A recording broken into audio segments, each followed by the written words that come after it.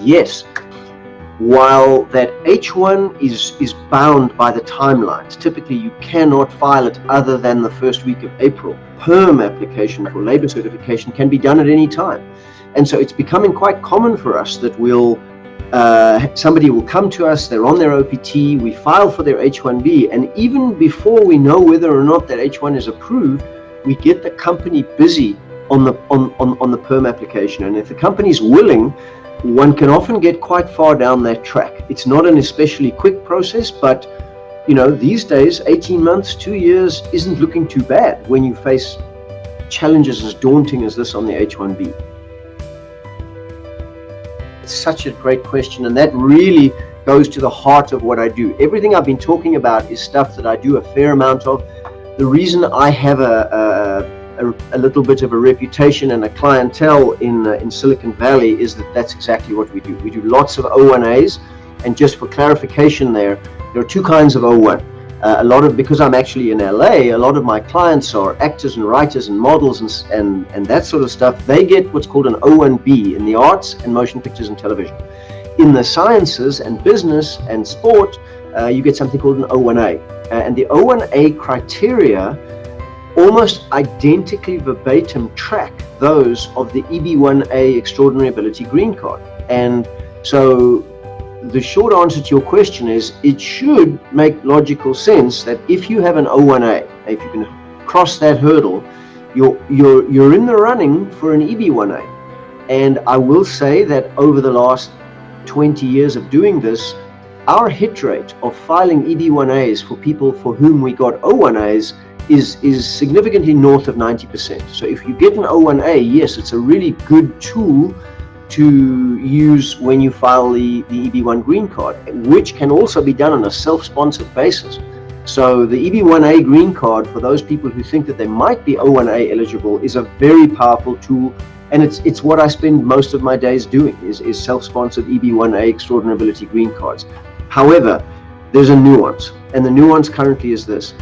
The O1A, which again must be filed by a company, the non-immigrant version of the Extraordinary Ability case can't be done on a self-sponsored basis. Your employer has to do it. We find, even though the bar is very high, those for the West Coast are adjudicated at the California Service Center. For the East Coast, they're adjudicated at the Vermont Service Center.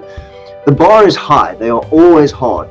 But we find that we get reasonable adjudication. We do. And if we file good cases, we get approvals. And if we file marginal ones, we get tough RFEs. But if we respond effectively, we tend to get those cases approved.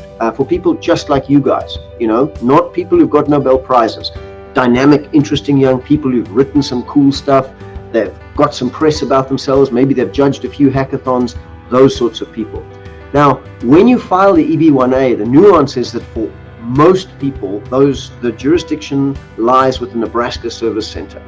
And in case they end up watching this, I promise you I have nothing but respect for the good people at the Nebraska Service Center. But the standard that they apply is yawningly different. And so what is a very common situation is we will file an EB1A saying to them, hey, it's not just a hopeful assertion of counsel that this person satisfies 3 of these criteria. It's a finding that your agency has already made in approving their O1A. Because have a look, the criteria are not merely similar, they are identical. And they tend to respond in a less than accommodating way to that. They say, well, no, that's not true. It's a higher bar. And so we've got into quite semantic debates where we end up having to say to them, well, yes, there is an additional element on the EB1A, something called the final merits analysis. And we're not arguing with you on that. What we are saying is that your own agency, on the question of whether or not 3 of these criteria has been satisfied, this is something you've already made a finding on. And while it's not binding in the EB1A context, it's damn sure relevant. And so the answer to your question is, if you get an O1A, yes, it's worth pursuing an EB1A.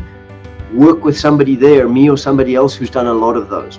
So I would also caution you to keep a sense of humor about the whole process, accept the parts that are outside your control, and simply manage what is within your control the best you can, and realize that there may be some persistence. Do not take a denial personally. Very often it's got nothing to do with you.